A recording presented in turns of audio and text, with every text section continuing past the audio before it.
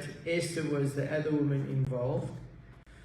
And there were some very interesting concepts that came out about Boaz, who we are going to be looking at. But you have to read into that. I want to read out of Esther chapter 5 verse 2, which was our memory text for this whole week. So it was when the king saw Queen Esther standing in the court that she found favor in his sight. And the king held out to Esther the golden scepter that was in his hand. Then Esther went near and touched the top of the scepter. Now when you read that, you kind of get a distinct understanding that the woman's role was not a dominant role. It was one of behind the scenes operation. And I want us just to consider this for a moment, that she was, first of all, there in his presence, but what attracted his attention to her was what? What would have attracted? Because it says that she found favor with him. Now we're talking about Esther, we're going to get involved in it, but I want us just to look at the verse. What made it that helped you to find favor with him? She was attractive, but not only physically. So you mean looks counts? Huh? Ladies, is that why we spend so much time, or you spend so much time with hair and looking pretty? I said not only. Not only, but it does count. But I'm interested, you know. I think looks do count. Yeah, looks do count, without a doubt. Personality was also important. Let me ask you this. Why would you be attracted to a woman who is, I don't want to almost give it away, but that's combing her hair and dressing neatly and making sure that she looks pretty? Why would you be attracted to such a person?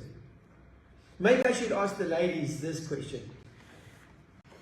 What would attract you to a man? Must he also be a person whose fingernails are nice and clean, you know, or that he combs his hair and clean shaven? Is that what would attract you to a man? Diane, I know you want to say. No, well, that's half of it, but it's inside as well as outside, really. Okay, you're talking like a person that's much older. Okay, when you get older, it's true what you say.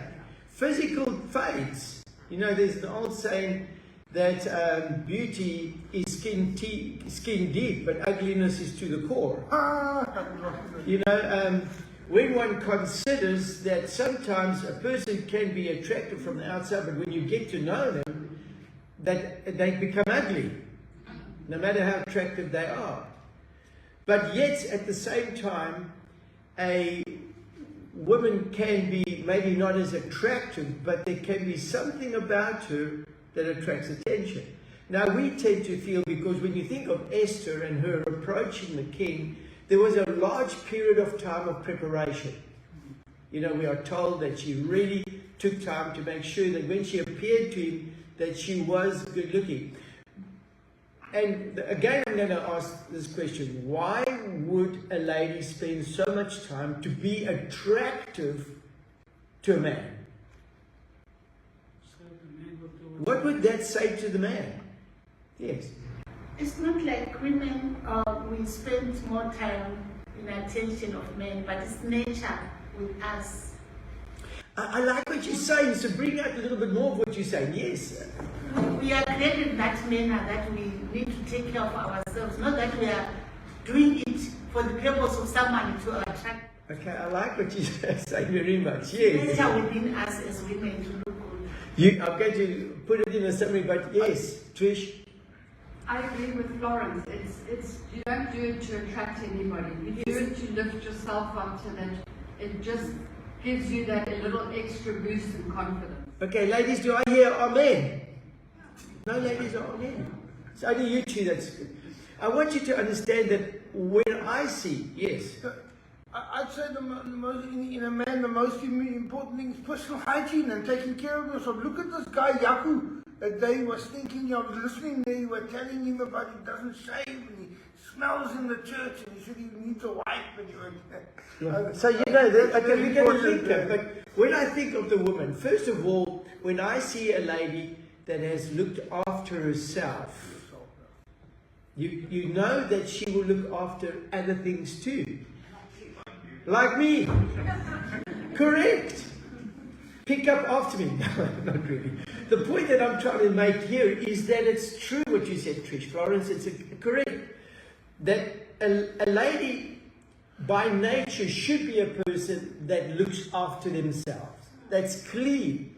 That wears, even if it's an old dress, that it's ironed or it's, you know, it's clean, or that they groom themselves. There is that. It makes one conscious that you won't have a house that's going to be like a pigsty.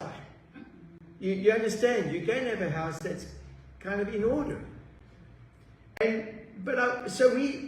When you see a person that is looking after themselves, you know, there's an old military concept that a man who makes his own bed has already done one thing that is successful.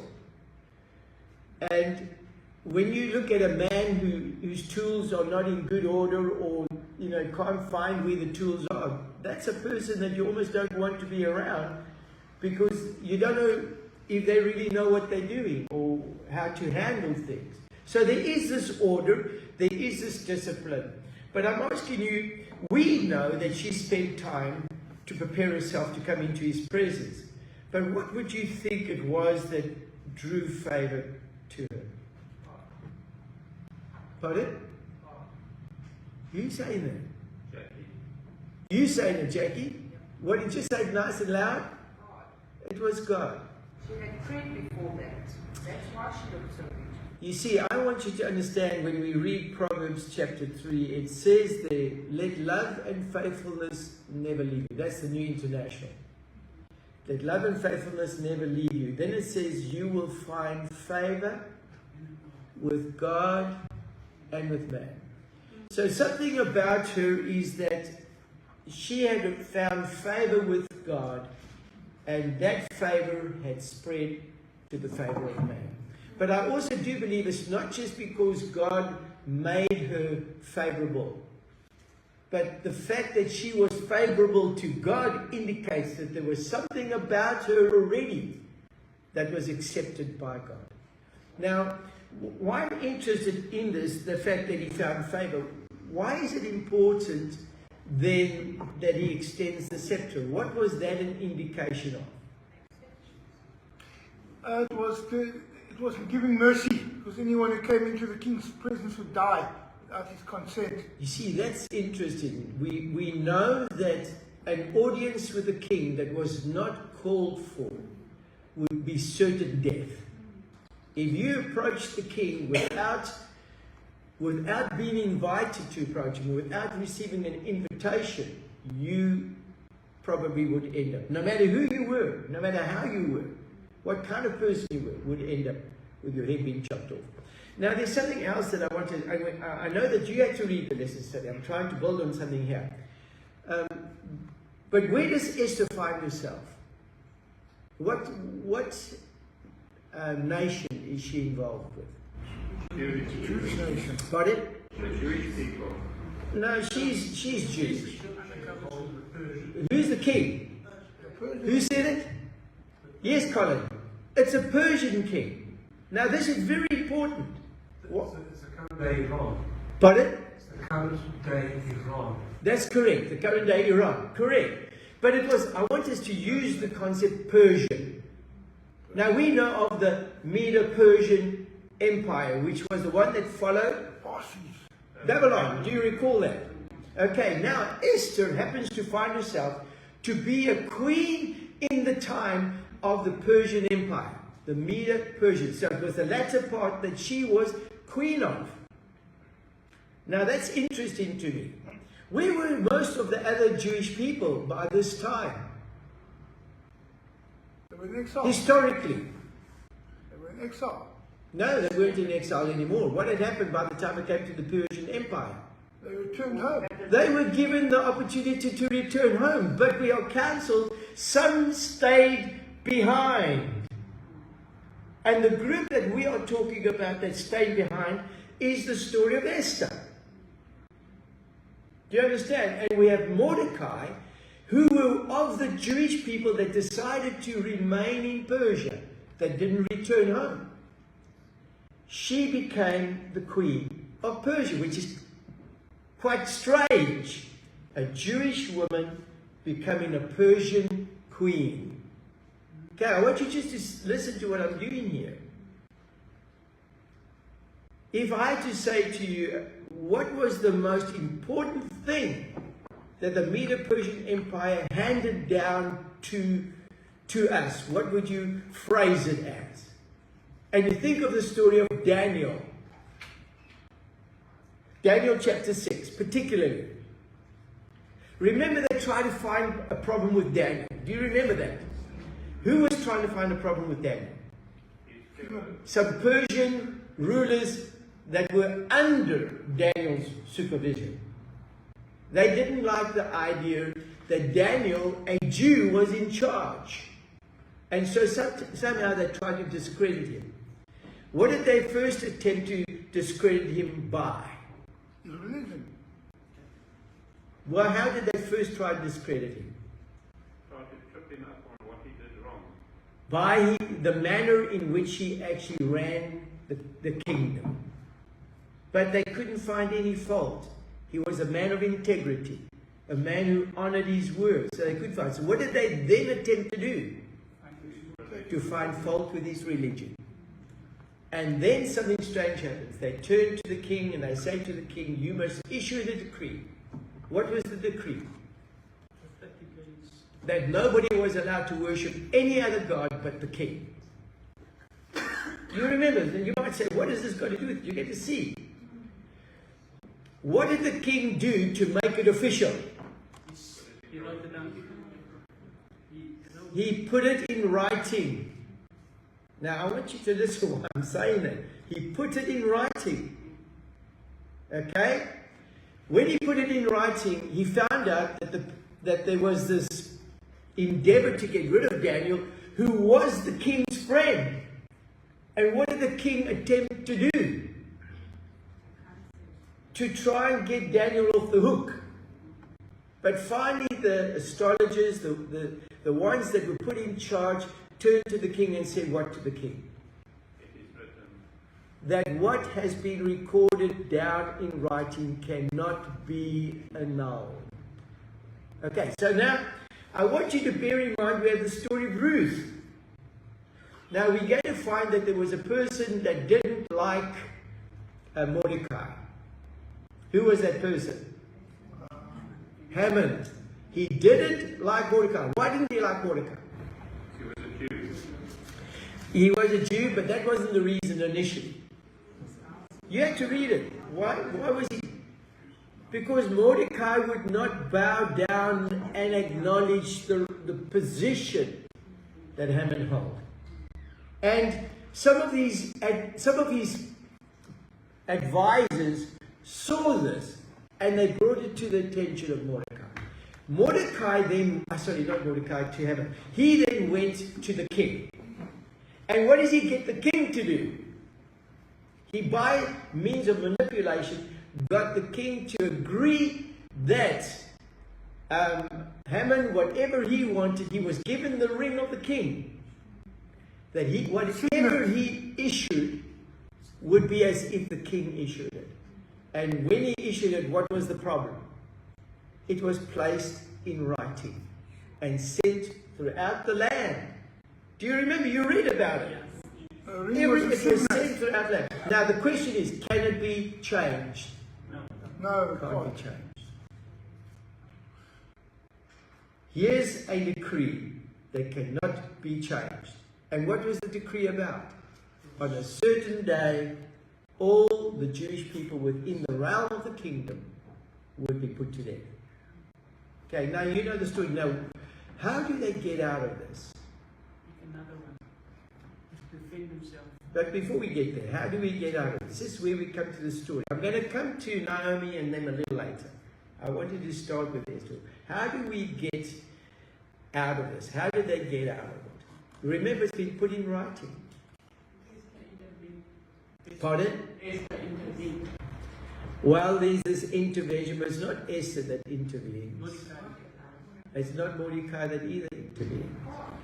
It is God that intervenes again. You know, man can put things in writing, but the only person that can make that writing void is God himself. Okay, why would God be able to make void the writings of man?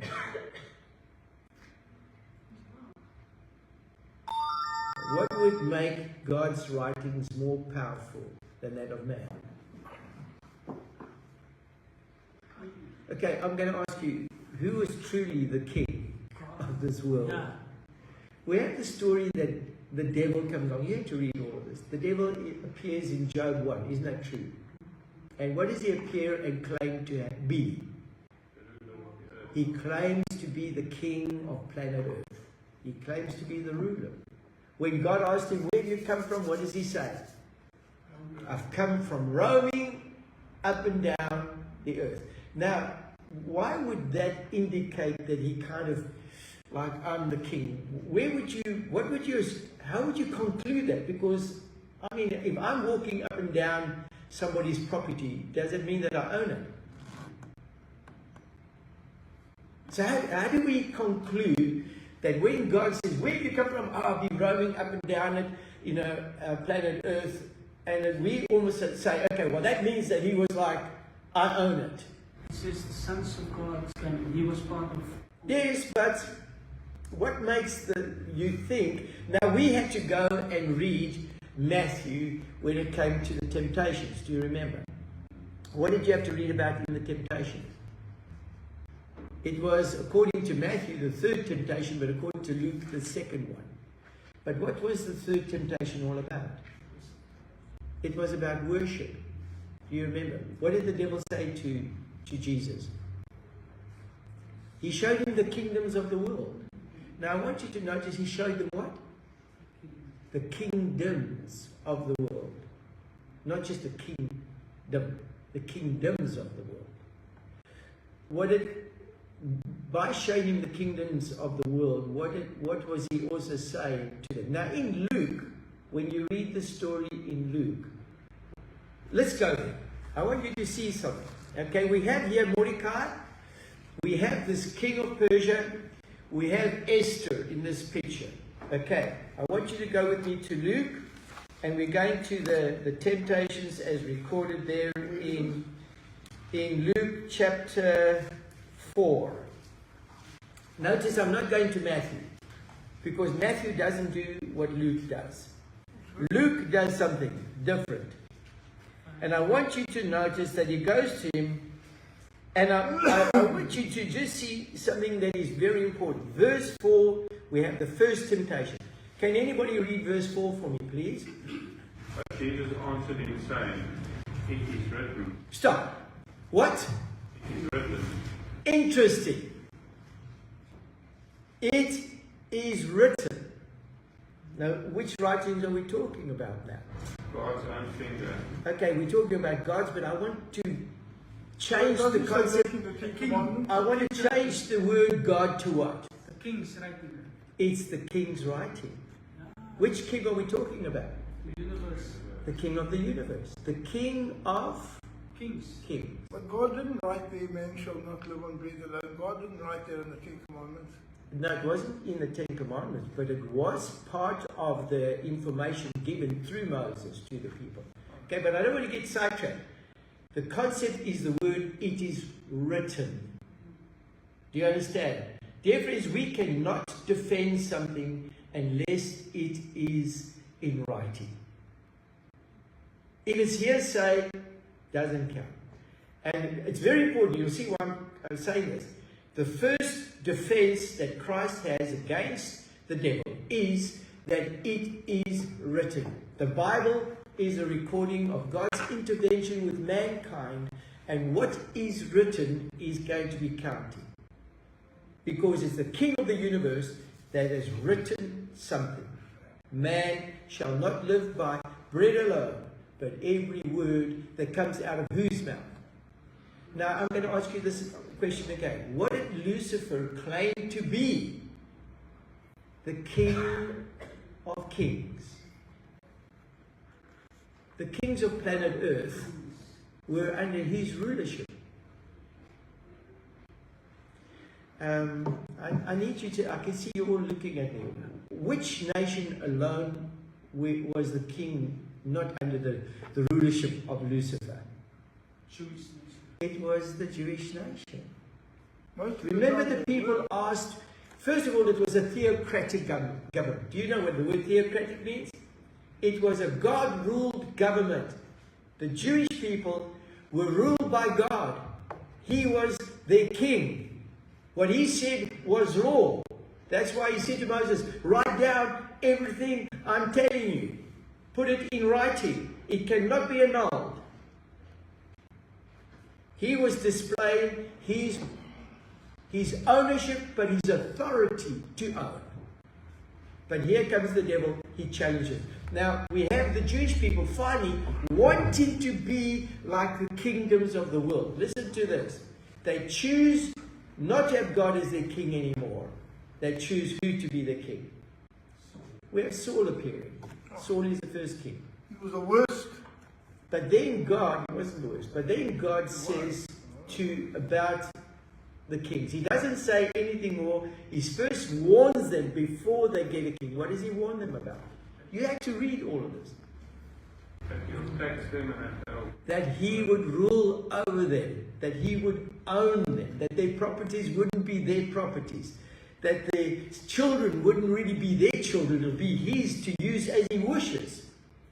Now, in the story of Nebuchadnezzar, when he comes to his senses, there in chapter 4, it says that when he came to his senses, he says these words, that God can do as he pleases with the realms of the universe and with the earth and everything in it. And nobody can say to him, what are you doing, or even hold back his hand. Do you understand? I want you to see that we're talking about a king on planet Earth who claimed to have that authority. But we understand that the person behind that king was the devil. You understand? What are we really looking at here in the story of Esther? We're looking at the unfolding of the war that took place in heaven. Revelation chapter 12. There was war in heaven. Who and who fought a battle? Michael and his angels fought against the dragon and his angels. Now we have this story being played out for us to be able to learn something. Now Lucifer, we gather, is behind the kings of the earth. He even gets behind the kings The that Prince of finally... Persia. Yes, we get that. He gets behind the kings of the Jewish nation. It's quite tragic. But I don't want to get there. Is he not? I want you just to focus with me. So I'm trying to develop a picture here, because we are not studying this to do a historical finding out. We are studying this to find out what is happening. Do you understand? I don't know if any of you read this, but you have to read it in Saturday's introduction. It says in Saturday's introduction, it's the very first paragraph. Read it with me. This week we continue to explore. Now this past week. We continue to explore what? What's it say in that sentence? Stories that prefigure what? Last day events. Dear friends, do you want to really know what's going on planet Earth now? There's a power struggle. And we're looking at kingdoms, and we think there's a power struggle with kingdoms. But what is the true power struggle? What was the temptation? Now I want you to say, we're going back to Luke. Every time Christ said something, he said, it is written. It means it was down in writing and it cannot be annulled because it was the handwriting of the King of the universe. Okay. The second temptation, which is the one that we see, and I want you to notice this, The devil led him up to a high place and showed him in an instant.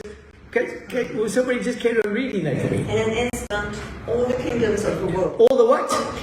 Kingdoms of the world. Now, can any king just hand over any other kingdoms of the world?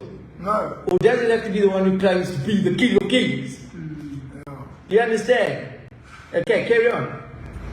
And he said to him, I will give you all the authority and splendor, for it has been given to me. Stop. What? What's it say there? For it has been given to me. Yes. Yeah, it's just interesting that the New King James Version doesn't use that word. It says delivered. Delivered to me. Okay, I want you to understand. How was it handed over to him? It was handed over to him by the first son of the world. Remember, the sons of God got together. Who was the son of God? The first initial son of God. Who should have been the person in the council meeting in heaven? Adam. It should have been Adam. But why was it not Adam? Because Adam had subjected his rulership to that of the devil. You understand? Now, I want us to just go back a little bit. I'm trying to show you something. Abraham. It's interesting. Last week we had the story of Abraham, and we had the fact where God said, should we tell Abraham what we're about to do with Sodom and Gomorrah? Do you remember that? He says, I wonder, should we tell him what we're about to do? And then finally there's, and why do they tell him? That's the interest. Why do they take the time to tell him?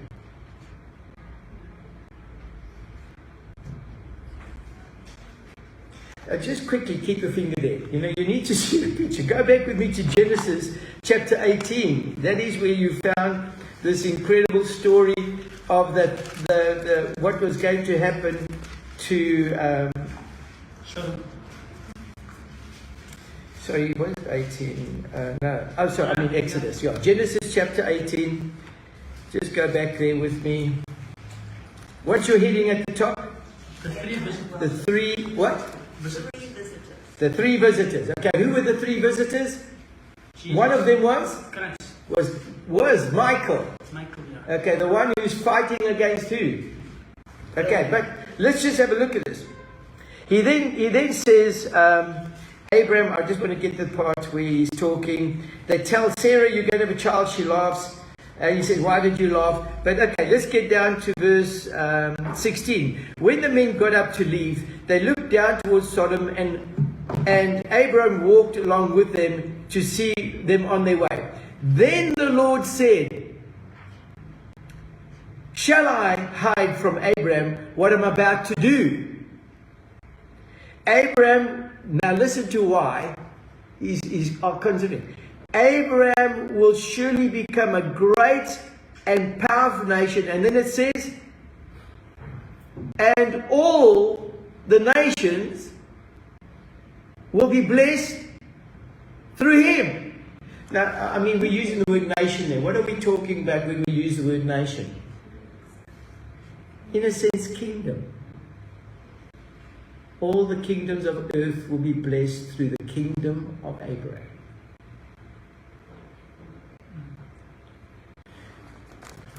I want you will get on it, you will fight this, but I want you to be conscious that when we read the story of Esther, don't get lost in the story of Esther alone. There is a hidden unfolding of what's really going on and what you can expect. Now we look at nations because the Bible says nation will rise against nation. Interesting that, you know, Abraham was a great nation. But then it also says kingdom against kingdom. Now we look out and we see this, oh, look what's happening. Russia's trying to get hold of Ukraine and, you know, Gaza, and we have all of this. We look in there. But what is truly the picture behind it all? The devil is trying to display his authority. So we just read that the devil says the authority has been given to me. But now I want to go back to Abraham. Here is the devil. He comes, he meets God. God says, where do you come from? He says, I've come from the earth, roaming up and down on it. Now, do you remember when Abraham is called out of the land that he stayed with his parents? And he arrives in the promised land, but it wasn't the promised land yet, but it was going to be given to him. What did God ask him to do? To walk it up. To walk up and down on it. By walking up and down on it, he was actually saying to Abraham, this is going to be your property. You're claiming it. Huh? You're claiming it by walking up. Yes, it's claiming it. So when the devil said to God, I've been roaming up and down, he was saying, I claim planet Earth to be mine. But it was not his. It wasn't given to him by God. But who was it given to him by? The first prince of this world, Adam. And second Adam, or last Adam, had to come and take it back. Okay, but you'll see why I'm bringing this all out. Here we have this whole story unfolding. Now we have Esther appearing. So we although we're looking at Esther, and although we're looking at the king, and although we're looking at Mordecai, I want you to see something deeper. The king put something in writing, but it wasn't really the king that put it in writing. Mordecai. It was Haman that put it in writing. So who would Haman be in the story of the great controversy? It's the devil. What does the devil attempt to do in Daniel chapter 7? He attempts to change times and laws. What the devil is really trying to do is to say, I put things in writing that cannot be annulled. But what do we pick up from the story? That it can be annulled. It can be changed. But now I want to just jump quickly through the story. Here we find Esther. She finds favor with the king. And there's a lot that we can get into that. But she spent time in finding favor with God first. In finding favor with God, she has this opportunity of finding favor with man. That's what happens. But how does a decree that is in writing change? Make another one to counter the other one. They didn't change the first one. But what they did is they decreed that the Jews were allowed to defend themselves. That was the change of decree. The decree didn't stop that they were going to be killed. The decree was changed that they were allowed to defend themselves now. And that changed everything. Now, why do I want you to look at that? Why do I want you to take note that the decree was not changed? The first decree, which was the death. Now you had to read Revelation chapter 12, verse 14 to 17. What did you read there?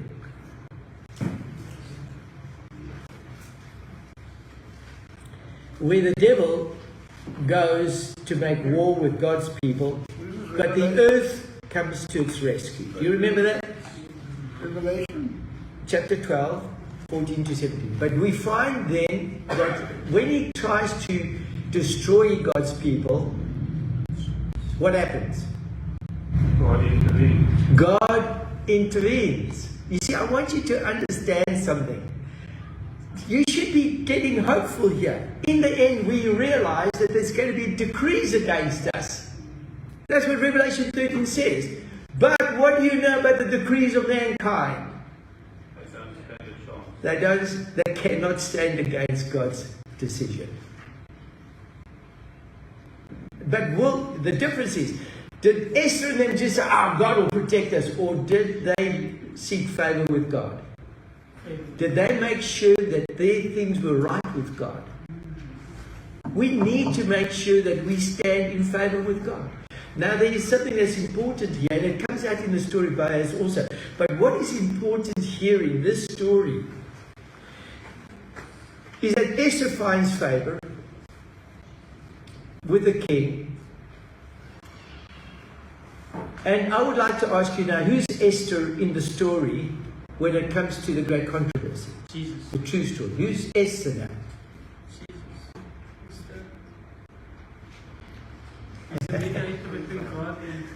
Who's Esther?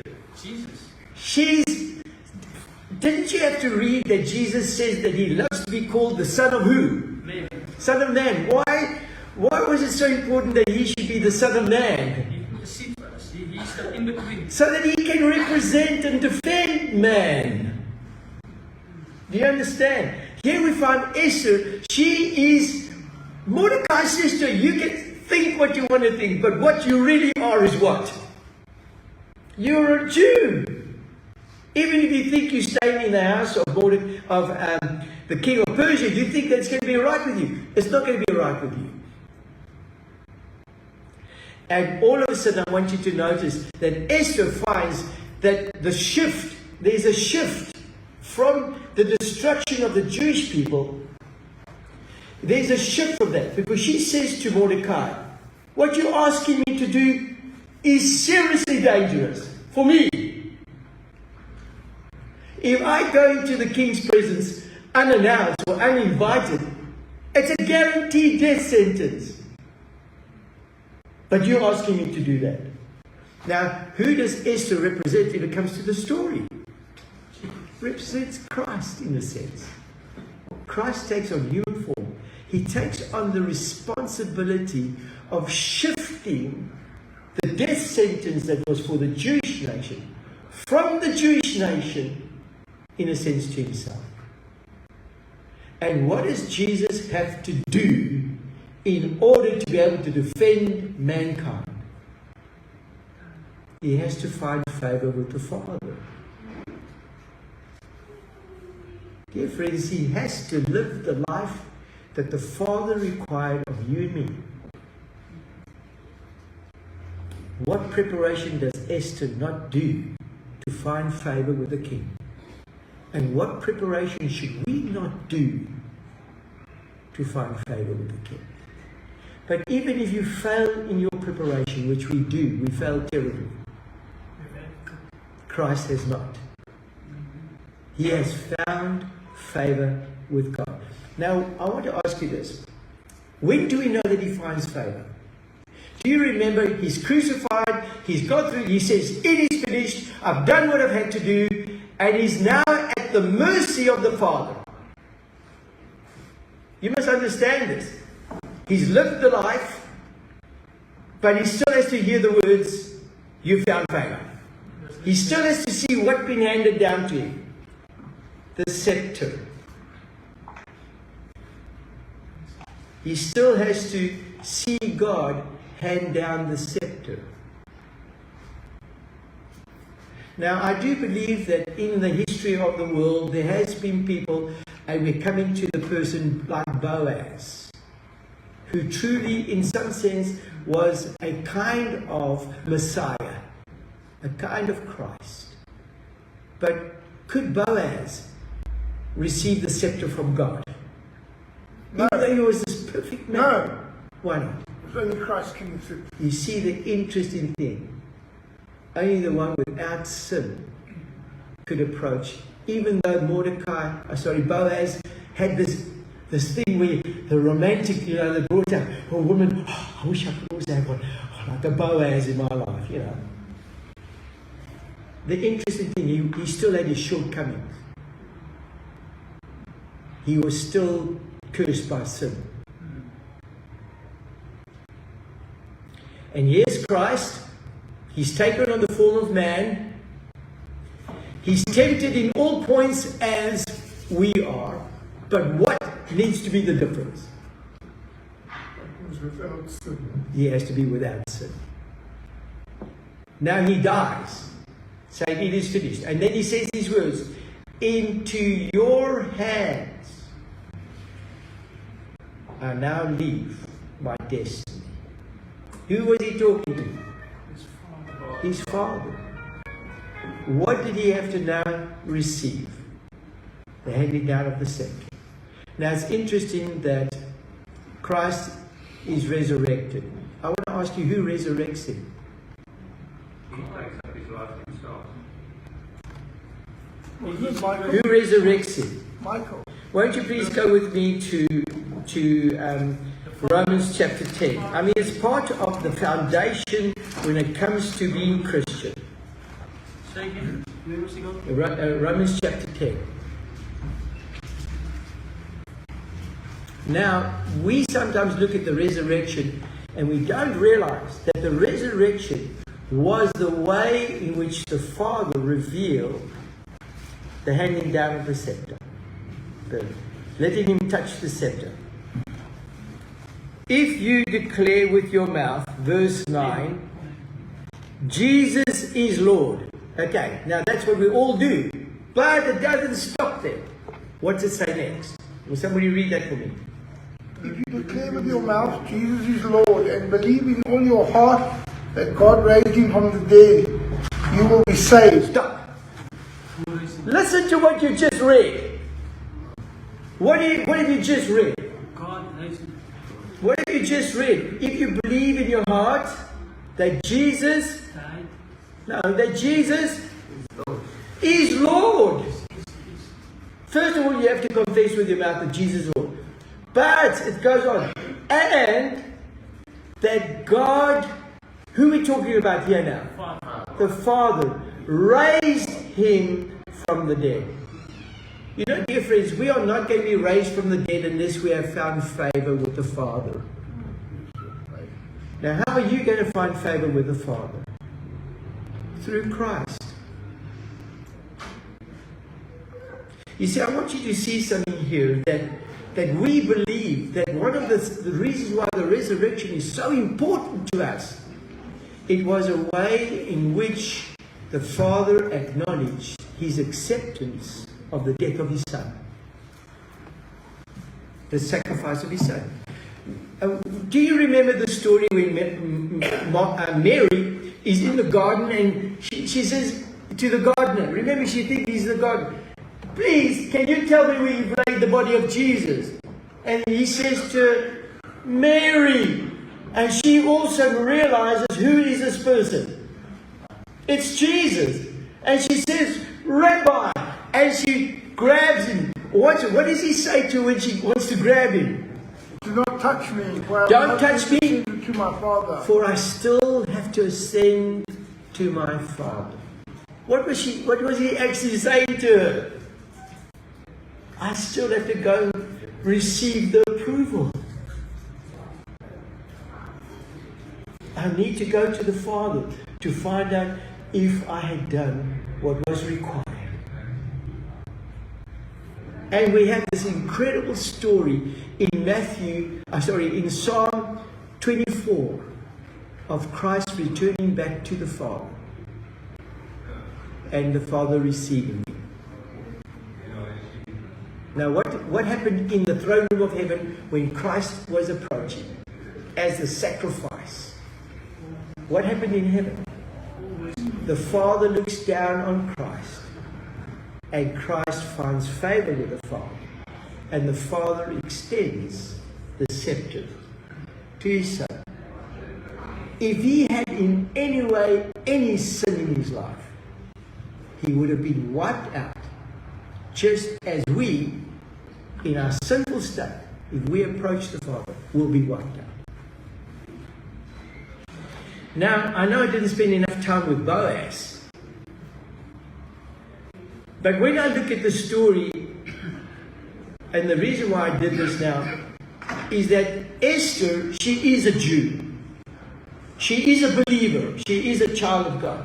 What is the difference with the story of Esther? Of Ruth. What's the difference? She's not She wasn't a Jew. Difference. That's encouraging to me. What made her receive the favor of Boaz, who was a Jew? But what is he more to her than just a Jew? She's the kinsman. He's the kinsman, I mean. What's that mean? He's the kinsman, what? Redeemer. That's the story there for you and me who are not Jews. That we, by accepting the God of the Jewish nation, like she did, Ruth, when she was asked the question, go back to your family, go back to your nation, go back to the people again. What did Ruth say? Your God will be mine. Your God will be my God and your people will be my people. Dear friends, when you accept Jesus Christ as your Savior, He was born of the Jewish nation. But when you accept Him, He becomes your King, Kinsman, Redeemer. That's what He becomes. You then become family because He does. Now, in the story, and I want to finish off with this, what does Boaz have to do to really redeem? Now, we're not talking about Ruth now. Who are we talking about? Naomi. Now, Naomi, was her husband a Jew? Did he own property in the land of Israel? Yes. Okay, I want you to listen to me. Who owns property in heaven? Christ owns the property in heaven. Okay. But I also want you to notice that what happens here now is that death takes place and Naomi doesn't have a claim to the property. Why does she not have a claim to the property? Because her husband's not there anymore. She returns back not to a land, not to a place where she's got all the things. She returns to a place which is not hers. She hasn't got anything. Then we have the story of Ruth. And the story of Ruth is where Boaz, she finds favor with Boaz and Boaz does it. And I wanted to change something. Who's Boaz in the story? Christ. It's Christ. And who is Ruth in the story? Us. Us. That's us. And what does Christ do for us that Boaz did for Naomi in the end? He gave back to us, He redeemed back to us our property. Only a person who was already an owner or a Jew could claim the right of a property. So what I want you to see in this whole story, it's not just stories, it's about us. The story of Esther was brilliant in trying to show us that God had actually already found, or Christ had found favor. But the story of Ruth is that you have been kinsman redeemed.